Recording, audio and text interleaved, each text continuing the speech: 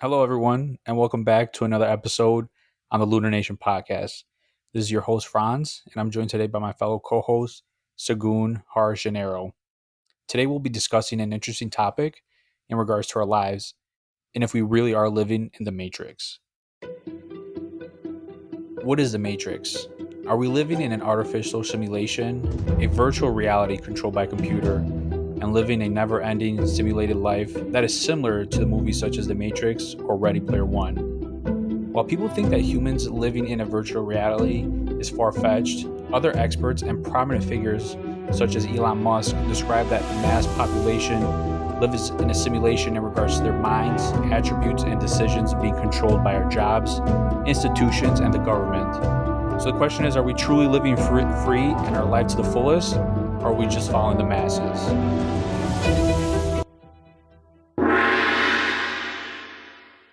All right, well, welcome, guys. I wanted to start off by saying thank you for joining this episode, and we're gonna get everyone's perspective, starting with Harsh, to see their perspectives on the Matrix or the simulation of a virtual reality, or everyone living in a simulation in this world. All right, let's get into it. Well, the first time you hear the word matrix, it automatically comes to your head the movie, or some people who had some math in college, a mathematical matrix. Well, Franz, you already gave a pretty good idea of the movie, and whoever has seen the movie, how a matrix functions, and what's the idea behind it. Well, let me put a little definition of a mathematical matrix. It's a linear map, and maps are definitive, predictive, built as per need. And for the people who have seen the movie, it's again people living in a simulation, trying to just work for a higher power and basically going in loops and circles, going to the 9 to 5. So yeah, you do bring a good point, Harsh. The 9 to 5, in my opinion, is just a repetitive cycle itself. So you start your work, and then you continue. You finish your work, and then you end it, and then next day you do the same thing over and over again. So it's like this groundhog day effect. It just doesn't stop. No matter what you do, you're just in that cycle, and it's inside that bubble. And what Harsh was saying with the Matrix, right? There's no way that people can actually get out of it unless they have their certain ways that we're going to discuss in the podcast. So different methods. Okay, so here's the situation right now. So society as a whole is used to something that is more technically designed for. It's not normal for humans to do, right? So we're in an office, we're in a cubicle, we're sitting down for maybe like 8 to 10 hours a day. We're not really prone to more social activity, such as like physical activity, being outside, walking around, doing our climbing, just doing strength training. And what is abnormal has become normal, and what is normal is technically the norm, and that's the matrix.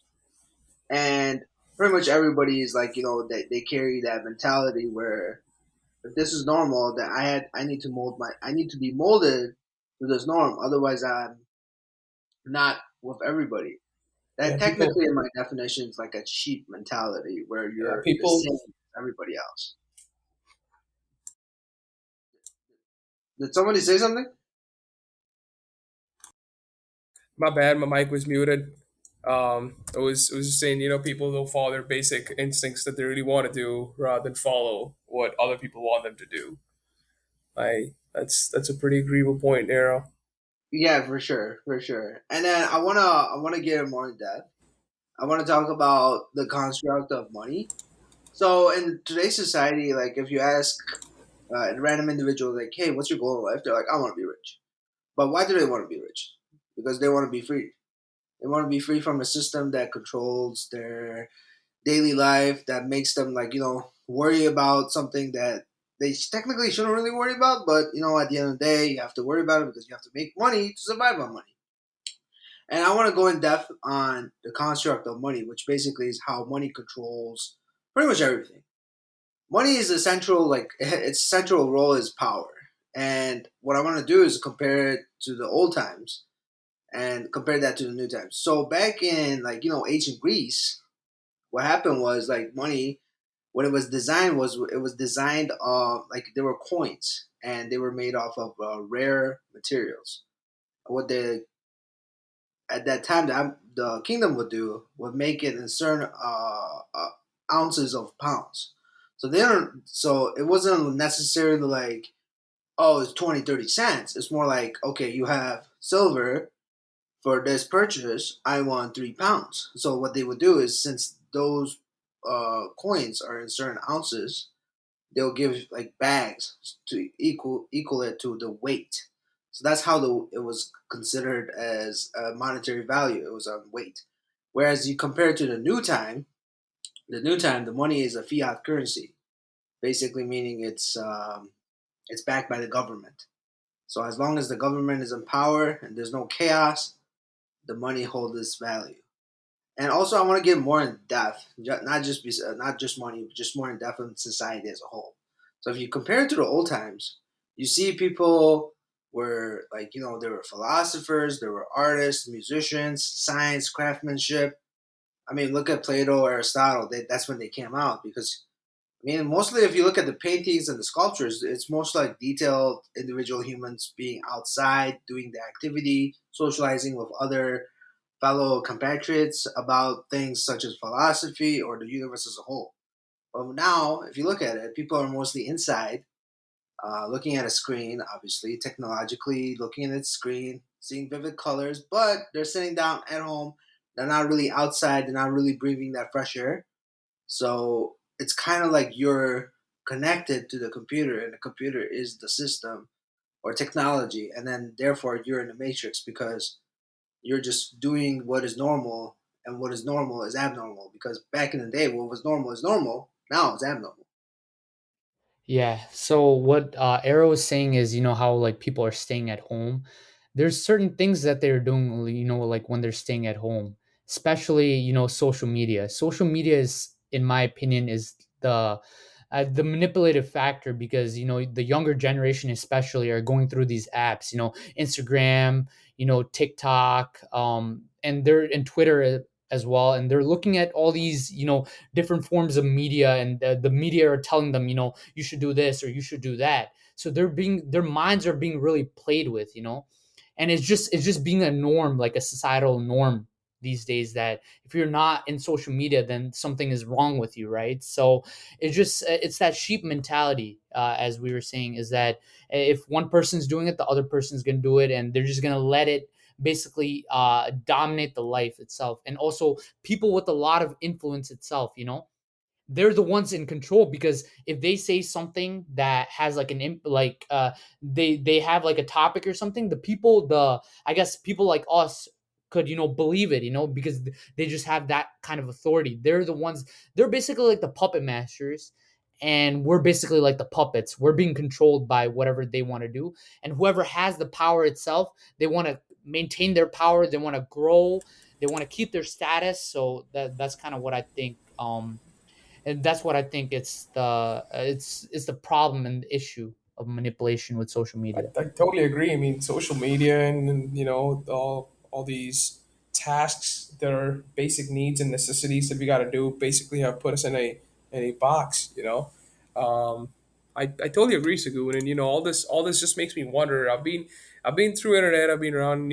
I've been looking at these conspiracy theories about some higher power existing, the new world order, Illuminati. Now, all this just makes me wonder: do those power really exist, or are there these kind of societies who really want to control everything? Right. Yeah. Let me take over from there. So we've hear this talk throughout the decades that there's some sort of Illuminati or like a higher secret society out there that's controlling the masses, and we don't know if that's entirely true. However, what we do know is that there was a society based. I think they started in the 1700s, early 1700s. They were called the Freemasons. Okay, we do know about them, and basically, Benjamin Franklin was actually a very prominent figure in that society. But anyways, going further to the point, their main goal was to become more enlightened, to be better people, better men, become more productive. Now, what people are saying is these groups of people were very prominent figures, where they had money, a lot of power, and what they would do is they would try to control masses, especially over time, and they're trying to create that new world order, what people are saying right now, especially trying to base it with the Illuminati and whatnot. And I think people sometimes are looking at it this way, as in regards to a lot of people just following these social norms, as Sagun mentioned. Social media. There's all these, there's tiny amount of influencers that are on these social apps that are being controlled by the powerful, and these influencers are influencing the masses of people, and they're basically trying to follow them as their idols. So, I mean, yeah, you were saying you want to add something, Oh Sagun? no, no, I just want to say my personal experience as well. Just Uh huh. it's Sure. really short. So like I took a break from social media for a year. I mean, not I didn't, I wasn't really like too active, and at that time I just had that free time, like free kind of experience, right? I wasn't taking and consuming all these materials, so I kind of my mind kind of felt clear, and it felt like I could explore different ideas and kind of think for myself, right? Ever since that I got to social media, back all these like stuff are being fed to me again, and my mind is kind of trying to go in the old roots. I'm not letting it, but it's that kind of effect that it gives you when you're just being constantly fed this information by a higher authority. Sure, sure, and I understand. And uh, kind of going back to what Arrow's point was, how there was compare how he's comparing the old times versus the new times, where like life people back then, life was somewhat more simpler. There was more balance to life. People did a certain trade or task, and that was their jobs, and they provided a living for them. But they were more free to roam around, experience nature, experience life, have a conversation with each other. People were able to talk and spark up a conversation and never get bored. I mean, right now it's hard to talk to someone without. Sometimes it's easier to talk to a wall than to talk to someone, because it feels like people have been cut off from society. And it just is crazy how things have gone and things have changed. But I mean, there's a whole lot of conspiracies. Going back to Harsh's point, how he was saying that, is there like Illuminati out there controlling it? I mean, there could not be, but we do know that there are a lot of companies out there, and a lot of powerful people behind these companies that are controlling individual sectors and industries that have a lot of influences, whether it's in the music industry, whether it's in the entertainment industry, whether it's in the food industry, military industry. I mean, there's a lot of influence being done around, because at the end of the day, people are trying to secure that money. But as Arrow mentioned, that money leads to power, and power at the end of the day is what a lot of people are craving for. Yeah. So, I mean, adding to Sagun's point, I've been off of social media myself for about 4 months now. It does feel great. I'll be honest. You have more time to think about ideas and actually what I've been thinking in the past, and that, work on those ideas. Where now, as Franz mentioned about the companies, I think there's like a group of whole conglomerate of companies that control most of the shelf items and the processed foods. I think it's Nestle, Tyson Food, Pepsi, Coca Cola. I'm sure all of you guys have heard about those. And these Oh yeah. bigger companies have about 400 to 500 different subsidiaries, smaller ventures that come under this whole umbrella and control the 90% of all the shelf items. I think that's something to look at too. And almost all the items are being have a major ingredient being salt or sugar. I think they really control the food by salt and sugar, and people get hooked to those items. Right, things such as like high fructose corn syrup and whatnot, and they control. I think it's like 90% of the market share, throughout the stores throughout the United States, and not just the United States, throughout the globe. And these are getting people more addicted to these foods. They have more influence, and it just leads to a whole other issues and whatnot. Yeah, I'm sure there's one or the other listener who or someone out there who cannot have a meal without a diet Coke or a Coke. They Oh, say for it's sure. diet Coke, but there's still I don't know what not in that diet Coke that gets you hooked on it.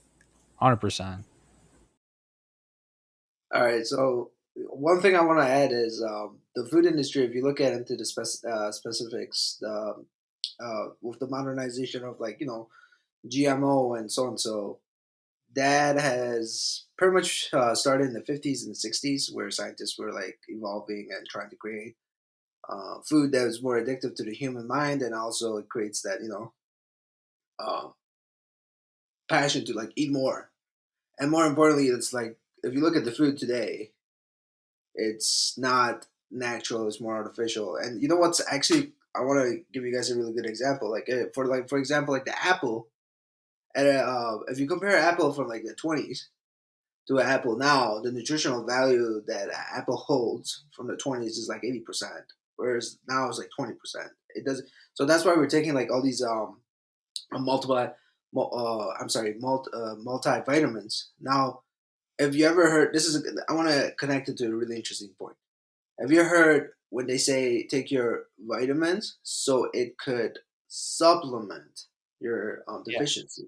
So that's why they created the word supplement, because it's supplementing the missing components, and that's because the soil is depleted because of these various different types of GMO. chemicals, and GMO. that yeah, GMO, and that creates instability, and overall it just creates instability in the human mind. And yeah, I just wanted to connect that to the food. But more importantly, what I want to go into is I know everyone's seen the movie Resident Evil. Now, if you look at Resident Evil with the T virus spreading, more importantly, like how they spread the zombified virus, that started all from the corporation called Umbrella Corporation. Now, when you look at the Umbrella Corporation had influence in various different sectors such as the health, technology, robotics, education system, even in city governments, even in state governments, even on national governments, and a worldwide scale. And what you see here in Resident Evil, if you specifically watch the last one, what happens is so the super wealthy, or you could say the powerful, the ones who were behind the scenes, were all hidden in the bunker, waiting out the storm of all these zombies taking over and I guess eating the human race and then wiping out probably like 95% of the world population. And then they will come once that is done, they will release the antivirus, which will kill all of the zombified living materials that's living on the planet, and then they will come back up to a new Earth. So it's kind of like you as a regular person, you won't notice that, but you have to realize like sometimes uh, you're in the system and you're not knowing what's happening, whereas people in the background know exactly what's up, and they're the ones who are more enjoying their lives because they're outside the system. They're not tied to certain rules and structures that have been in place, like for example, like the job, and they know what's happening. Right, right. And I actually like how you brought that example of the movie. I know we brought up, the movie The Matrix as an example, but I like how you brought up the movie Resident Evil, because obviously there's a major corporation, which was Umbrella Corporation, and they turned into this T virus and whatever whole scenario and whatnot. But I think what we want to point out is the theme of it. The theme is that there was a major corporation, Umbrella. They were controlled by these individuals that were powerful, and the zombies represent the human race that were basically controlled. The T virus, which was released, was controlling by the Umbrella Corporation. Anyways, I just wanted to make that a point. Just the theme of it. But what I wanted to, since we mentioned examples, especially with Harsh, how he brought up the food industry, I wanted to give a different perspective that I've been thinking and that I've been noticing. So what I think right now is happening, I believe that people are beginning to notice a crack in the world economy and the culture crumbling to the ground. We're seeing a rejection of this tired system with the younger generation, dropping out of the workforce, making their own demands, and etc. And I know we believe we covered a part of this in a previous episode with a lot of the younger generation quitting their jobs and trying to find more of a work life balance. However, if you guys are noticing, we're currently at a crossroads right now. Okay, and what I mean by that is the old ways seem to not be working, are becoming more outdated, but it seems that those that want to control reality are pursuing towards another path.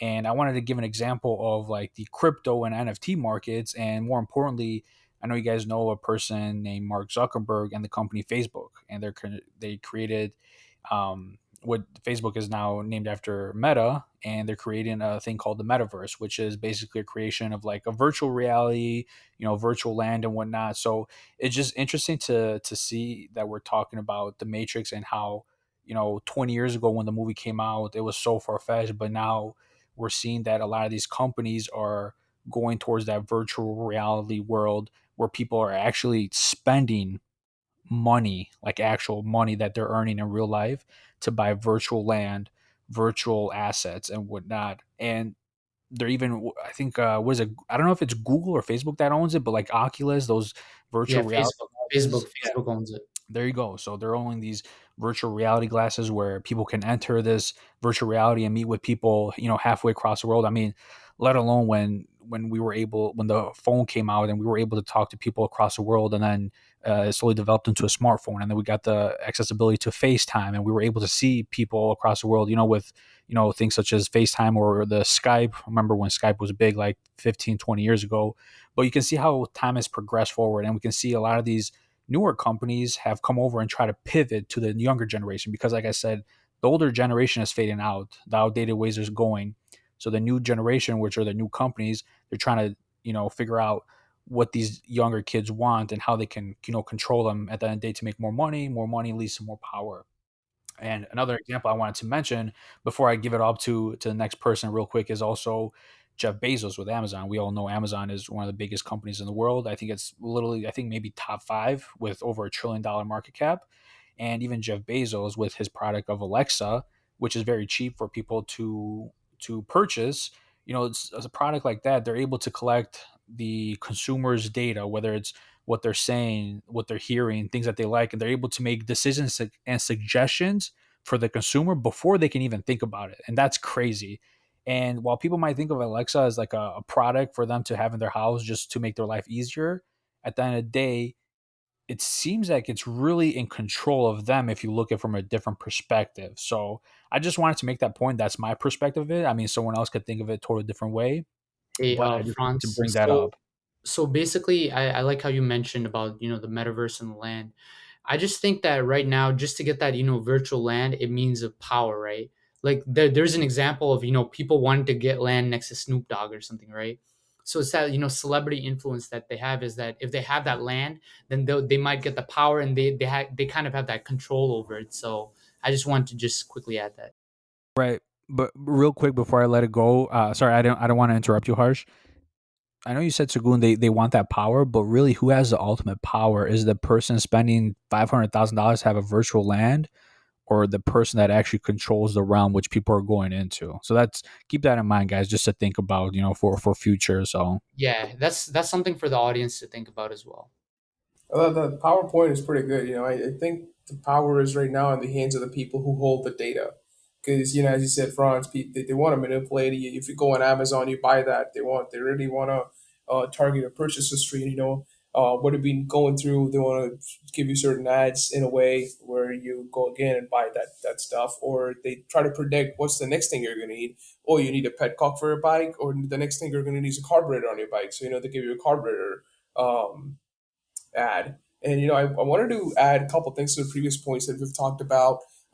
When Era was mentioning the nutritional value of food, I have a live example from my own personal experiences. My family lives abroad, and they just came here to visit me here in the United States. And when we went grocery shopping, my mom actually, one day she was cooking me food, and she goes like, "Hey, you know what? The vegetables and all whatever the ingredients here that we cook with have a lot of water in them.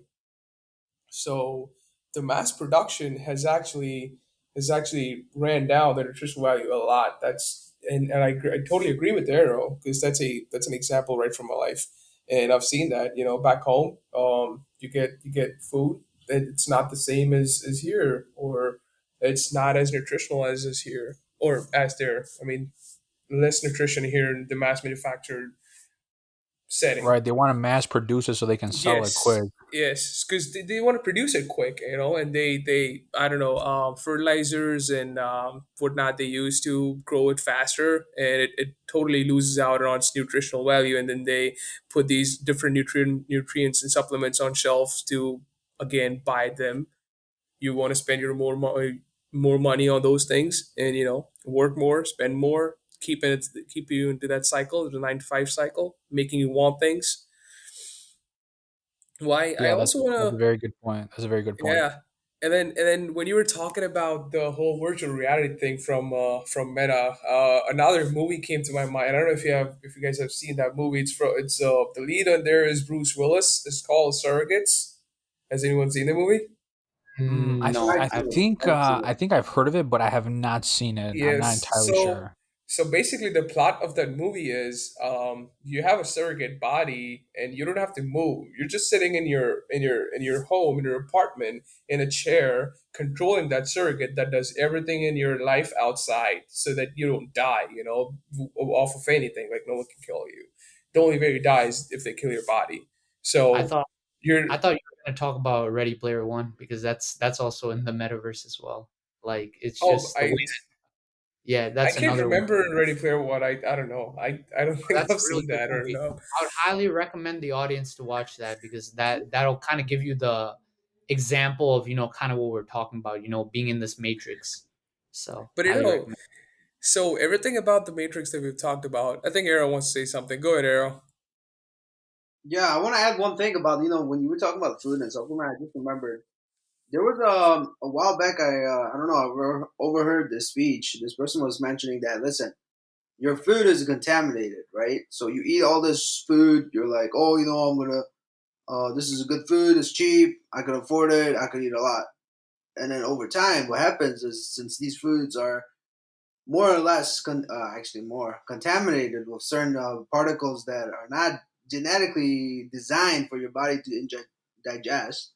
What happens is over time your body, your body it takes time to break down food, right? So when your body is like introduced to an alien, like a foreign element, and it has absolutely no idea what it does, it uses more energy to digest it. So what happens in the process when your body uses more energy, your body's depleting its, you could say like cellular molecular level of life expectancy. And what happens is it ages faster. And then what happens is you get sick. Now, what happens when you get sick? You want medicine. You go, you buy your medicine. Guess what? Let me tell you one thing. This is actually interesting. Some of the major corporations in the food industry control the healthcare industry. So it's like they got you on both ends. They got you from the food industry, so they feed you, and then they got you in the medical industry where they give you the supplements to fix you.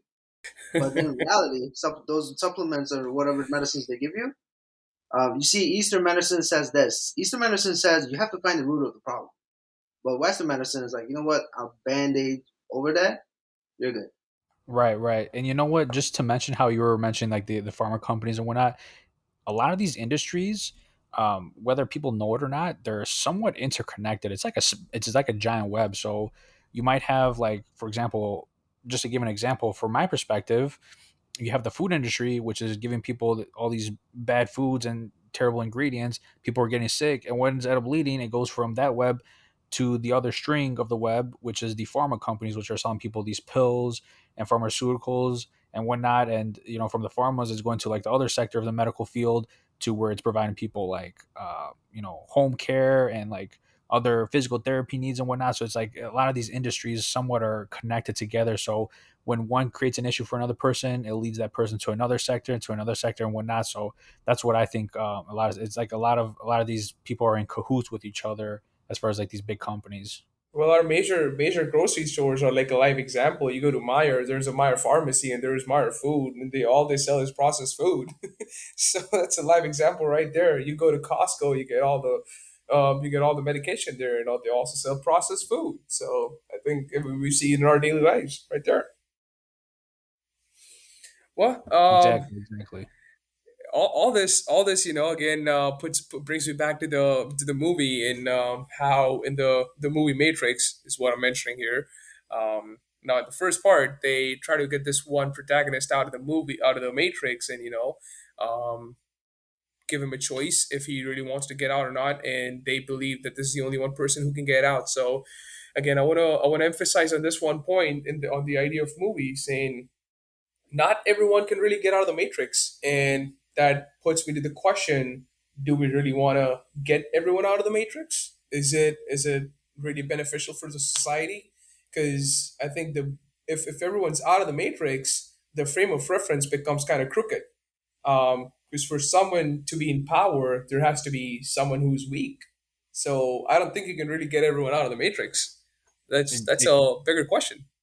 exactly. And from what I have to say to that is like this: you're gonna have a boss. That boss is gonna have employee, no matter what. There's not gonna be everyone's not gonna be their own boss, because at the end of the day, there's gotta be someone that builds the machinery, uses the machinery and whatnot. There's gonna be someone working in administrations, filing the paperwork, and there's gonna be the boss that's overseeing the whole operations. But what's an interesting quote that I'm not sure who said it, but I've heard it a long time ago, and that was to the point. It was said like this: if everyone in the world was a millionaire, or if everyone in the world was rich, no one would be rich. And from that perspective, we would see it as if everyone was making all this money, let's say everyone had $10 million in the bank account tomorrow, at the end of the day, yeah, you'd be like, oh, $10 million, but no one would be working. No one would be doing their regular day jobs. The people working the factory jobs, producing these machineries for cars, or people on the farmlands making this food would stop working. And what would happen is the products would become more expensive, and then people would be end up spending more money to buy these products. And what would happen is, and even the rich have said it, what happens is people that are in the middle class and lower class spend the money, and at the end of the day, the money is always going to find itself back all the way to the top, where the rich and wealthy are. It's always a trickle down effect. The even though, like, I mean, we saw in the pandemic, people were making so much money, like whether it was stocks, crypto, people were making money through their jobs, other side ventures. And what happened is, because some people are not, good with finances or financially literal, they're spending a lot on consumer goods. I mean, consumer goods were through the roof last year. And at the end of the day, that money was trickling down back into the pockets of the rich. And that's Yeah, how the rich no, stay no, rich. for sure, Franz. It's the saying, right? The rich get richer, right? No matter like the more money that you have, the more power that you have, the authority you can make sure that you keep that power, right? And the rich always wants that because they don't want to be in that situation of feeling inferior. So I just wanted to add another thing about the matrix itself. This tells you how hard it is to escape the matrix itself, because we're just technically just sheep. We're just there, we're trying our best. I mean, we do see that matrix, right? We're trying to get out, but there's that kind of like barrier that's just keeping us out, right? And we're like, we don't know what to do. But to actually, to escape the matrix itself, you have to be very innovative, and you have to have some extraordinary things that you're doing. One guy that just comes into my mind all the time, because I've been watching him a lot, is Andrew Tate, right? I think you guys, the audience, probably already know who he is. He's everywhere. And the thing is, it's like, he has done so many things that that has actually taken him out of the matrix itself, whether it be subject matter expert, in terms of like the side businesses, what he's doing, and just his mentality, his mindset as well, to be at the top. If someone's trying to stop him, he's like, you know what, I'm gonna try to beat them. I'm gonna try to make as much money as possible. I'm gonna be confident in who I am. I'm gonna grow the network of like-minded individuals. So that's kind of what I think. And I think for people to actually reach to that level, they have to have a really good mindset and ethics. I was pretty sure that it was going to be Andrew Tate when Sagoon mentioned, you know what? He's everywhere. He's I everywhere. mean, He's everywhere. Can't yeah. avoid him. The goon But can't yeah, go I a day mean, without mentioning Andrew Tate. So I guess he exactly. has to get that out there. Yeah. So yeah, I mean, I totally agree. There has to be some polarization in the society, for there to be a middle class, there has to be an upper class. For there to be a working force, there has to be a controlling force. So obviously, I mean, I totally agree. There has to be some sort of polarization. And when Sagoon added, you got to do something extraordinary. You got to innovate to get out of the matrix. Now that brings me to the famous saying that you got to think outside the box. And again, what's the box? I'm thinking the box is the matrix. If you want to get outside the box, you got to think outside the matrix. You want to get out of it. And in mathematics, when you put a matrix down, you put it in a box. So again, I could correlate there as well. I would take it back to One more saying that comes from goes in Hindi that goes like sub mo maya, and what it means is the world is fake, and it wants to depict that we should not have a craze for materialistic things, luxury, and all sorts of materialistic comforts. We should be close to the path of spirituality and not these things. Like that's basically what it means. I totally agree to it. As kids, I would hear that every now and then, but now I realize that that's actually true. It means something. Okay, here's the thing. Here's the situation. I want to tie it to Sagun's statement about Andrew Tate. So if anybody has ever listened to Andrew Tate, I'm not saying I support him or I diss him, but one thing he says is he has accessed his subconscious mind. I don't know if that's real, but that's what he said. But here's the reality. Um, so what we do is like daily we use our logical mind, which is our conscious mind. So everything we decide, we act upon it based on our conscious mind. Now, if anybody wants and curious about the specifics about subconscious and conscious, we have already made an episode specifically in that. I encourage you to go back and listen to it. It's a lot of details about the conscious mind, how it works in the subconscious mind, and even more. Just to give you a quick intro, you could look into the dream episode where we talk about lucid dreaming and how our subconscious mind in the moment of dreams is speaking to us. Now, if an individual has a clear mind, meaning it's not attached to materialistic, it's not attached to people's mentality, you're not caring about what's going on, you're more at peace with yourself, and you're more at peace. You very much understand who you are as a person, and you're pretty much in the subconscious state. You're not prone to thinking what other people are thinking, and you're not tied down to society, or rather like the sheep mentality where you're following the herd.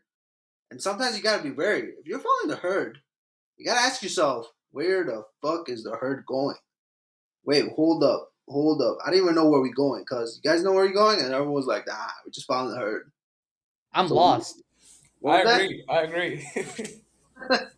Yeah, yeah. So you know what I mean? You gotta stop and think to yourself, like, hold up, what am I doing?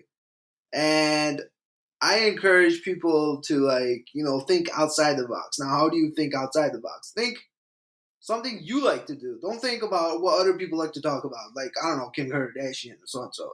That doesn't really improve your life.